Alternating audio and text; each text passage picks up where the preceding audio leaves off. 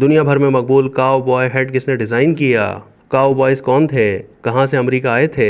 کاؤ boy head امریکہ سمیت دنیا بھر میں مقبول ہیں۔ یہ قدیم ہیڈ امریکی تشخص کی علامت ہے۔ مختلف ادوار میں کاؤ بوائے ہیڈ امریکی صدر نے پہنے، لیکن کیا آپ جانتے ہیں کہ کاؤ بوائے کون تھے اور یہ ہیڈ آخر امریکی ثقافت میں اتنی اہمیت کیسے اختیار کر گئے؟ تو آئیے اس ویڈیو میں ہم آپ کو اس انوکھے ہیڈ، اس کے منفرد ڈیزائن اور سب سے پہلے اسے استعمال کرنے والے کاؤ بوائز کے بارے میں دلچسپ تاریخ بتاتے ہیں۔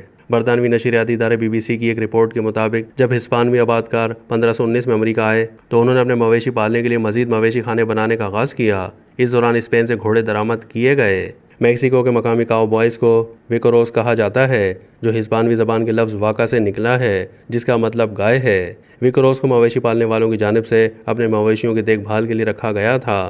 18ویں صدی میں مویشیوں کی افزائش آج کل کی ریاست ٹیکساس، ایریزونا، نیو میکسیکو اور یہاں تک کہ ارجنٹینا میں بھی ہونے لگی۔ 19ویں صدی کے اوائل میں منعقد انگریزی بولنے والے آبادکاروں نے امریکہ کی مغربی ریاستوں کی جانب ہجرت کی اور انہوں نے ویکورو ثقافت کے متعدد عوامل کو اپنایا، جن میں ان کا مخصوص لباس اور مویشیوں پر سواری کرنے اور انہیں چرانے کے انداز تھے۔ کاؤ بوائز کا کام کیونکہ انتہائی مشکل اور محنت طلب ہوتا تھا اور انہیں تنہائی میں رہنا پڑتا تھا، اسی لیے یہ صرف سخت جان افراد کا کام ہی سمجھا جاتا ہے۔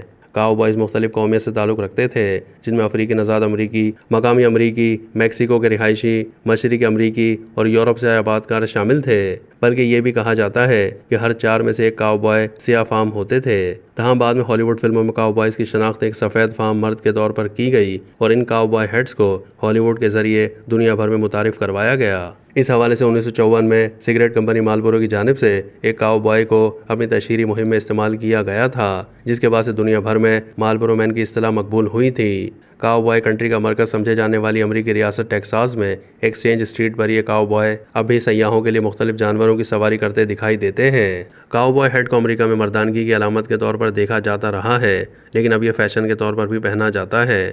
جدید کاؤ بوائے ہیڈ جان پیٹرسن اسٹیٹسن نامی شخص نے ڈیزائن کیا تھا اور یہی وجہ ہے کہ 1865 میں تیار ہونے والے اس ہیڈ کو آج تک اسٹیٹسن ہیڈ کہا جاتا ہے۔ اس سے پہلے کاؤ بوائز مختلف قسم کے ہیڈ پہنا کرتے تھے۔